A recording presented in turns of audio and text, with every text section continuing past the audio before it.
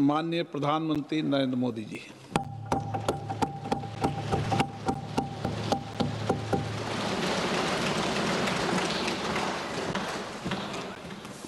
आदरणीय अध्यक्ष महोदय,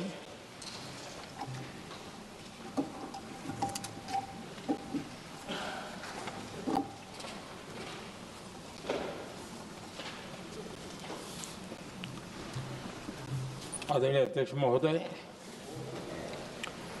मैं इस सम्मानित सदन में पश्चिम एशिया में चल रहे संघर्ष और इसकी वजह से भारत के सामने आई चुनौतियों पर बात रखने के लिए उपस्थित हुआ हूं। इस समय पश्चिमी एशिया की हालत चिंताजनक है।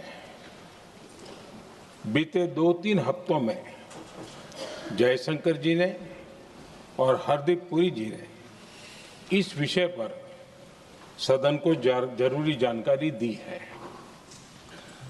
अब इस संकट को 3 सप्ताह से ज्यादा हो रहा है।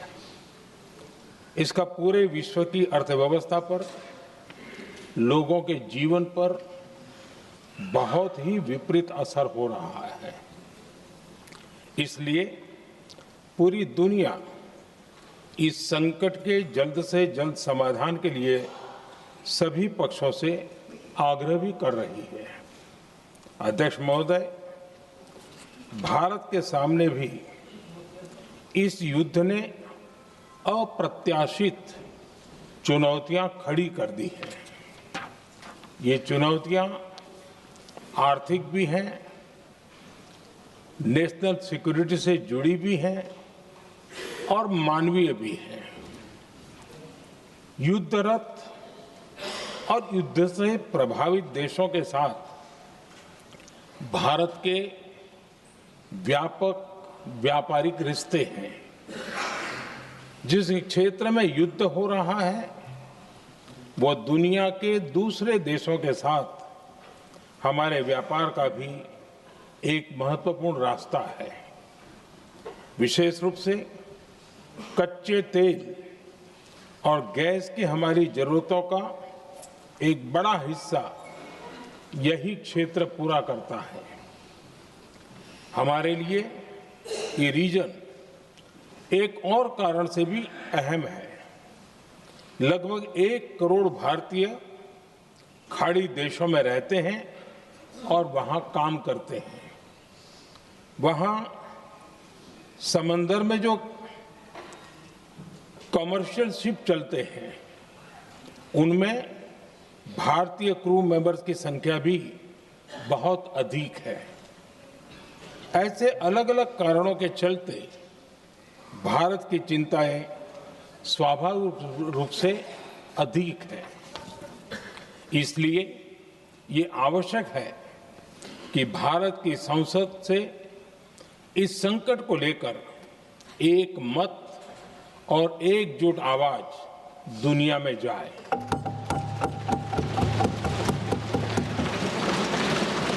अध्यक्ष जी,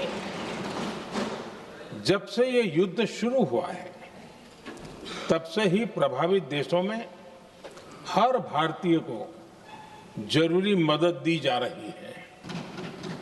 मैंने खुद पश्चिम एशिया के ज्यादातर देशों के राष्ट्राध्यक्षों के साथ 2 राउंड फोन पर बात की है।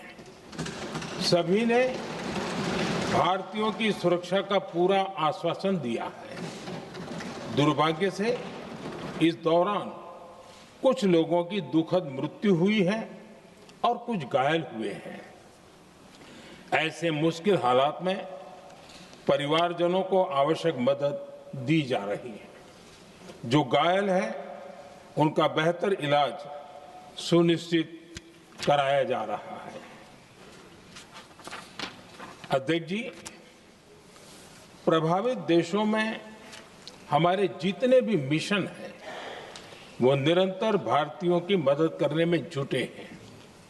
वहां काम करने वाले भारतीय हो या फिर जो टूरिस्ट वहां गए हैं, सभी को हर संभव मदद दी जा रही है।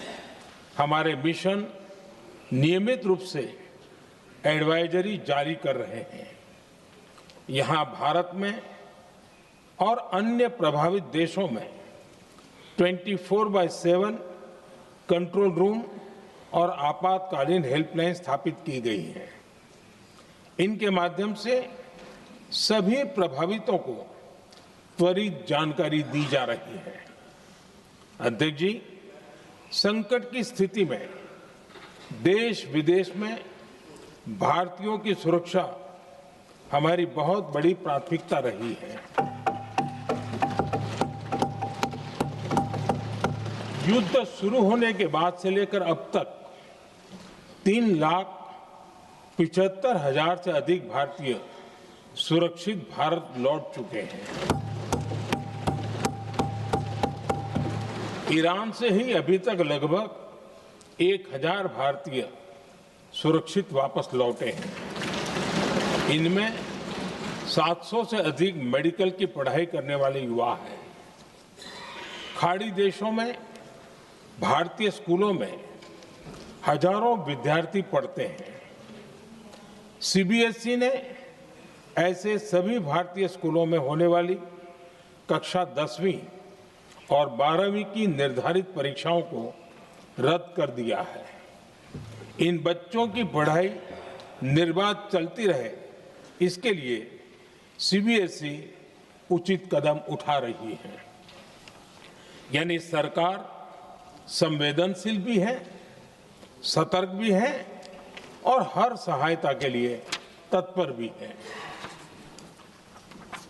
माननीय अध्यक्ष जी, भारत में बड़ी मात्रा में कच्चा तेल, गैस और फर्टिलाइजर जैसी अनेक जरूरी चीजें हॉर्मुज स्ट्रेट के रास्ते से आती हैं। युद्ध के बाद से ही हॉर्मुज स्ट्रेट में जहाजों का आना जाना बहुत चुनौतीपूर्ण हो गया है। बावजूद इसके हमारी सरकार का ये प्रयास रहा है कि पेट्रोल, डीजल और गैस की सप्लाई बहुत ज्यादा प्रभावित न हो। देश के सामान्य परिवारों को परेशानी भी कम से कम हो, इस पर हमारा फोकस रहा है। हम सभी जानते हैं, देश अपनी जरूरत की 60% एलपीजी आयात करता है। इसकी सप्लाई में अनिश्चितता के कारण सरकार ने एलपीजी के डोमेस्टिक उपयोग को प्राथमिकता दी है। साथ ही एलपीजी के देश में ही उत्पादन को भी बढ़ाया जा रहा है। पेट्रोल, डीजल की सप्लाई पूरे देश में सुचारू रूप से होती रहे, इस पर भी लगातार काम किया गया है। अध्यक्ष जी, आज की इन परिस्थितियों में एनर्जी सिक्योरिटी को लेकर बीते एक दशक में उठाए गए कदम और भी प्रासंगिक हो गए हैं। भारत ने बीते 11 वर्षों में अपनी एनर्जी इंपोर्ट का डाइवर्सिफिकेशन किया है। पहले क्रूड ऑयल, एलएनजी, एलपीजी ऐसी एनर्जी जरूरतों के लिए 27 देशों से इंपोर्ट किया जाता था। वहीं आज भारत 41 देशों से एनर्जी इंपोर्ट करता है। अध्यक्ष जी, बीते दशक में भारत ने संकट के ऐसे ही समय के लिए कच्चे तेल के भंडारण को भी प्राथमिकता दी है। आज भारत के पास 53 लाख मीट्रिक टन से अधिक का स्ट्रेटेजिक पेट्रोलियम रिजर्व है और 65 लाख मीट्रिक टन से अधिक के रिजर्व की व्यवस्था पर देश काम कर रहा है। हमारी तेल कंपनियों के पास जो रिजर्व रहता है वो अलग है। बीते 11 वर्षों में हमारी रिफाइनिंग कैपेसिटी में भी उल्लेखनीय वृद्धि हुई है। अध्यक्ष जी, सरकार अलग अलग देशों के सप्लायर्स के साथ भी लगातार संपर्क में है। प्रयास ये है कि जहां से संभव हो वहां से तेल और गैस की सप्लाई होती रहे। भारत सरकार गल्फ और आसपास के शिपिंग रूट्स पर निरंतर नजर बनाए हुए है। हमारा प्रयास है कि तेल हो, गैस हो, फर्टिलाइजर हो, ऐसे हर जरूरी सामान से जुड़े जहाज भारत तक सुरक्षित पहुंचे। हम अपने सभी वैश्विक सहयोगियों के साथ निरंतर संवाद कर रहे हैं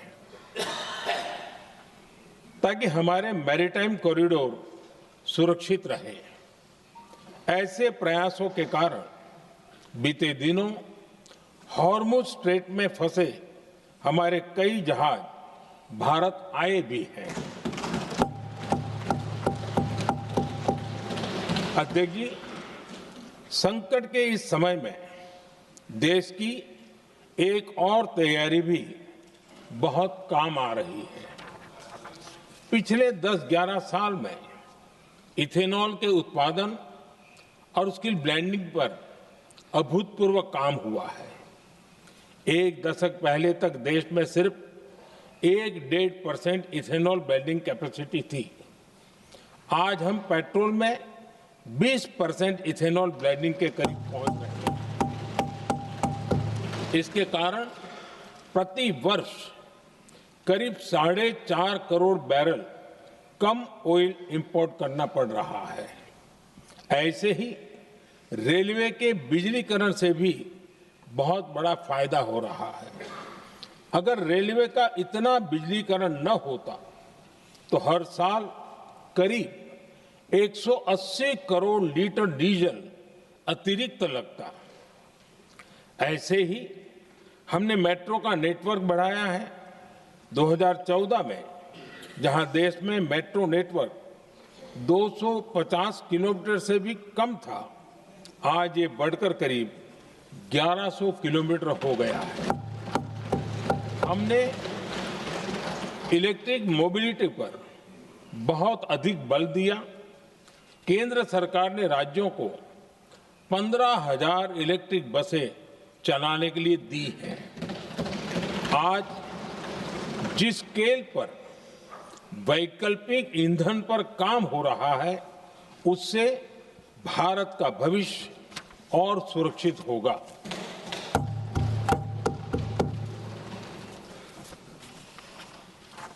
आदरणीय अध्यक्ष जी, हम जानते हैं कि एनर्जी आज इकोनॉमी की रीढ़ है और ग्लोबल एनर्जी नीड्स को पूरा करने वाला एक बड़ा सोर्स वेस्ट एशिया है। स्वाभाविक है कि दुनिया भर की अर्थव्यवस्था वर्तमान संकट से प्रभावित हो रही है और भारत पर इसका कम से कम दुष्प्रभाव हो, इसके लिए निरंतर प्रयास किए जा रहे हैं। सरकार इसके शॉर्ट टर्म, मीडियम टर्म और लॉन्ग टर्म ऐसे हर असर के लिए एक रणनीति के साथ काम कर रही है। आज भारत की इकोनॉमी के फंडामेंटल्स मजबूत है। इससे भी देश को बहुत मदद मिली है। हम हर सेक्टर के स्टेक होल्डर्स के साथ चर्चा कर रहे हैं। जहां भी जरूरत है उस सेक्टर को आवश्यक सपोर्ट दिया जा रहा है। भारत सरकार ने एक इंटर मिनिस्ट्रियल ग्रुप भी बनाया है। ये ग्रुप हर रोज मिलता है और हमारे इंपोर्ट एक्सपोर्ट में आने वाली हर दिक्कत का आकलन करता है और ये ग्रुप आवश्यक समाधान पर भी निरंतर काम करता है।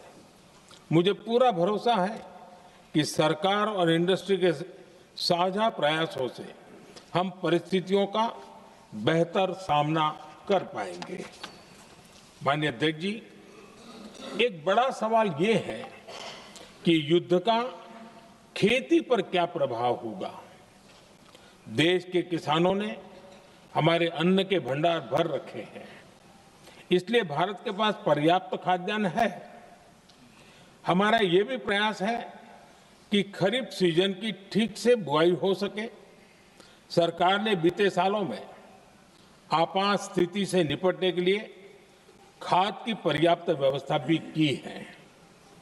अतीत में भी हमारी सरकार ने दुनिया के संकटों का बोझ किसानों पर नहीं पड़ने दिया था। कोरोना और उस समय के उद्योग के दौरान उस समय भी ग्लोबल सप्लाई चेन में डिस्ट्रप्शन आ गई थी। दुनिया के बाजार में यूरिया की एक बोरी 3,000 रुपये तक पहुंच गई, लेकिन भारत के किसानों को वही बोरी 300 रुपये से भी कम कीमत में उपलब्ध कराई गई। अध्यक्ष जी, देश के किसानों को इस प्रकार के संकटों से बचाने के लिए भी बीते वर्षों में अनेक कदम उठाए गए हैं। पिछले एक दशक में देश में 6 यूरिया प्लांट शुरू किए गए हैं। इससे सालाना 76 लाख मैट्रिक टन से अधिक की यूरिया प्रोडक्शन कैपेसिटी जुड़ी है। इस दौरान डीएपी और एनपीकेएस जैसी खाद का घरेलू उत्पादन भी करीब 50 लाख मैट्रिक टन बढ़ाया गया है। इतना ही नहीं, तेल और गैस की तरह खाद के आयात को भी डाइवर्सिफाई किया गया है। ऐसे ही डीएपी और एनपीके के आयात के लिए भी हमने अपने विकल्पों को विस्तार किया है। अध्यक्ष जी, सरकार ने देश के किसानों को made in India nano urea का विकल्प भी दिया है। सरकार किसानों को प्राकृतिक खेती के लिए भी प्रोत्साहित कर रही है। पीएम कुसुम योजना के तहत किसानों को 22 लाख से ज्यादा सोलर पंप दिए गए हैं। इससे भी डीजल पर उनकी निर्भरता कम हुई है। मैं सदन के माध्यम से देश के किसानों को विश्वास दिलाता हूं कि सरकार किसानों की हर संभव मदद करती रहेगी। आदरणीय अध्यक्ष जी, युद्ध का एक बहुत बड़ा चैलेंज ये भी है कि भारत में गर्मी का मौसम शुरू हो रहा है। आने वाले समय में बढ़ती गर्मी के साथ बिजली की डिमांड बढ़ती जाएगी। फिलहाल देश के सभी पावर प्लांट्स के पर्याप्त कोल स्टॉक्स उपलब्ध है।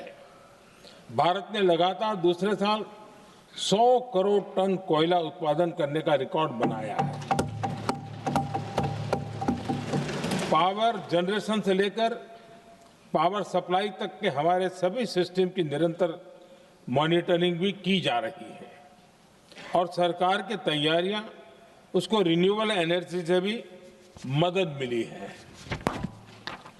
बीते दशक में रिन्यूएबल एनर्जी की तरफ देश ने बड़े कदम उठाए हैं। आज हमारी total install power generation capacity का आधा हिस्सा रिन्यूएबल सोर्स से आता है। हमारी कुल रिन्यूएबल क्षमता आज 250 गीगावाट के ऐतिहासिक आंकड़े को पार कर गई है। बीते 11 वर्षों में देश ने अपनी सोलर पावर कैपेसिटी करीब 3 गीगावाट से बढ़ाकर 140 गीगावाट तक पहुंचाई है। बीते वर्षों में देश में करीब 40 लाख रूफटॉप सोलर लगे हैं। इसमें पीएम सूर्यघर मुफ्त बिजली योजना से भी लोगों को काफी मदद मिली है। गोवर्धन योजना के तहत देश में आज 200 कॉम्प्रेस्ड बायोगैस प्लांट भी काम करना शुरू कर चुके हैं। ये सारे प्रयास आज देश के बहुत काम आ रहे हैं। सरकार ने भविष्य की तैयारी और बढ़ाते हुए शांति एक्ट माध्यम से देश में न्यूक्लियर एनर्जी के उत्पादन को भी प्रोत्साहित किया है। कुछ ही दिन पहले small hydro power development scheme को भी हरी झंडी दी गई है, जिससे अगले 5 वर्षों में 1500 मेगावाट नई हाइड्रो पावर कैपेसिटी जोड़ी जाएगी। आदरणीय अध्यक्ष जी, जहां तक डिप्लोमेसी की बात है, भारत की भूमिका स्पष्ट है। शुरुआत से ही हमने इस संघर्ष को लेकर अपनी गहरी चिंता व्यक्त की है। मैंने स्वयं भी पश्चिम एशिया की सभी संबंधित नेताओं से बातचीत की है। मैंने सभी से तनाव को कम करने और इस संघर्ष को खत्म करने का आग्रह किया है। भारत ने नागरिकों, एनर्जी और ट्रांसपोर्ट से जुड़े इंफ्रास्ट्रक्चर पर हमलों का विरोध किया है। कमर्शियल जहाजों पर हमला और हॉर्मुज स्ट्रेट जैसे अंतर्राष्ट्रीय जलमार्ग में रुकावट अस्वीकार्य है। भारत डिप्लोमेसी के जरिए युद्ध के इस माहौल में भी भारतीय जहाजों के सुरक्षित आवागमन के लिए निरंतर प्रयास कर रहा है। अध्यक्ष महोदय, भारत हमेशा से ही मानवता के हित में और शांति के पक्ष में अपनी आवाज उठाता रहा है। मैं फिर कहूंगा कि बातचीत और कूटनीति ही इस समस्या का समाधान है। हमारे हर प्रयास तनाव को कम करने, इस संघर्ष को समाप्त करने के लिए है। इस युद्ध में किसी के भी जीवन पर संकट मानवता के हित में नहीं है। इसलिए भारत का प्रयास सभी पक्षों को जल्द से जल्द शांतिपूर्ण समाधान के लिए प्रोत्साहित करने का है। अध्यक्ष जी, जब ऐसे संकट आते हैं तो कुछ तत्व इसका गलत फायदा उठाने की कोशिश भी करते हैं। इसलिए कानून व्यवस्था सुनिश्चित करने वाली सभी एजेंसियों को अलर्ट पर रखा गया है। कोस्टल सिक्योरिटी हो, बॉर्डर सिक्योरिटी हो, साइबर सिक्योरिटी हो, स्ट्रेटेजिक इंस्टॉलेशंस हो, सबकी सुरक्षा को और मजबूत किया जा रहा है। अध्यक्ष जी, इस युद्ध के कारण दुनिया में जो कठिन हालात बने हैं, उनका प्रभाव लंबे समय तक बने रहने की आशंका है। इसलिए हमें तैयार रहना होगा, हमें एकजुट रहना होगा।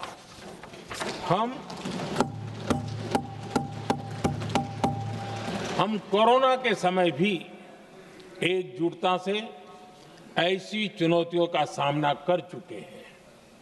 अब हमें फिर से उसी तरह तैयार रहने की आवश्यकता है। धीरज के साथ, संयम के साथ, शांत मन से हमें हर चुनौती का मुकाबला करना है और यही हमारी पहचान है, यही हमारी ताकत है। और हां, हमें बहुत सावधान और सतर्क भी रहना है। हालात का फायदा उठाने वाले झूठ फैलाने का प्रयास करेंगे। ऐसे लोगों की कोशिशों को सफल नहीं होने देना है। मैं देश की सभी राज्य सरकारों से भी इस सदन के माध्यम से आग्रह करूंगा, ऐसे समय में कालाबाजारी करने वाले, जमाखोरी करने वाले एक्टिव हो जाते हैं। इसके लिए कड़ी मॉनिटरिंग जरूरी है। जहां से भी ऐसी शिकायतें आती हैं, वहां त्वरित कार्रवाई होनी चाहिए। देश की हर सरकार और देश का हर नागरिक जब मिलकर चलेंगे तो हम हर चुनौती को चुनौती दे सकते हैं। इसी आग्रह के साथ मैं अपना वक्तव्य समाप्त करता हूं। बहुत बहुत धन्यवाद। माननीय सदस्यगण, जिन्हें आज अपना नियम 307 के अधीन